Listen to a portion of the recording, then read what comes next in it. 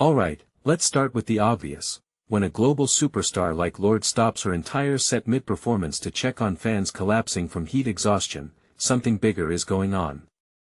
Yeah, sure, festivals are sweaty, chaotic, and borderline lawless by design, but this moment at Lollapalooza 2026. It wasn't just about the weather. It was a microcosm of everything wrong, and right, with live music culture today.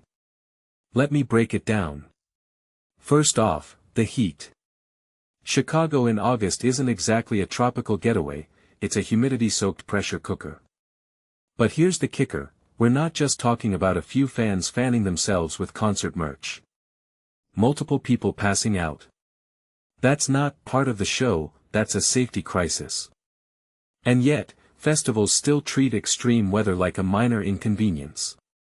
Personally, I think this is the tip of the iceberg.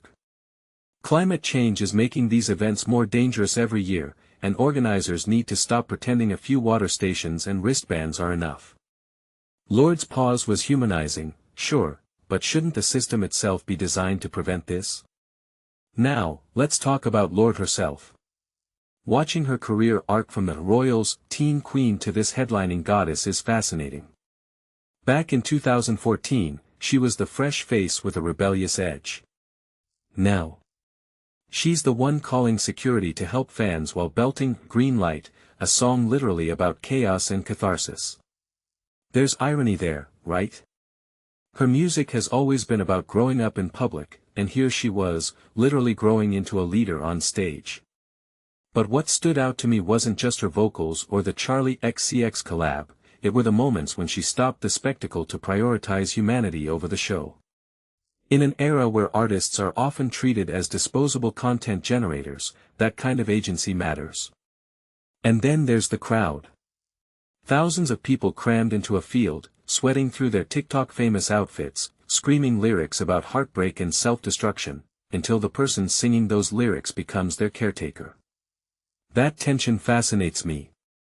We go to concerts to lose ourselves, but moments like this force us to confront reality. What's the line between escapism and accountability?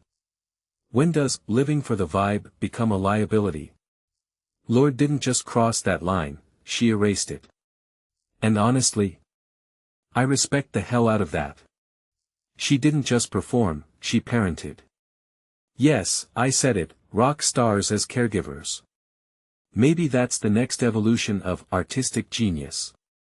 But here's the thing, a lot of coverage is missing. This wasn't an isolated incident. Festivals are ground zero for a collision between fan culture and climate reality.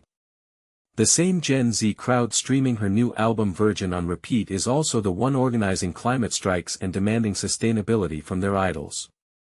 So when Lorde checks on overheated fans, she's not just being kind, she's modeling a new kind of responsibility. Artists aren't just entertainers anymore, they're crisis managers, activists, and sometimes literal first responders. So what's the takeaway? For me, it's this: music festivals used to be about rebellion. Now, they're about survival. Not just the survival of the artists or the fans, but of the culture itself. If we want these spaces to exist in 10 years, we need to stop treating heatstroke as part of the experience and start reimagining events that prioritize people over profit, or spectacle. Lorde's pause wasn't just a blip in her setlist.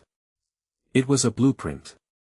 The real question is, who else will follow her lead?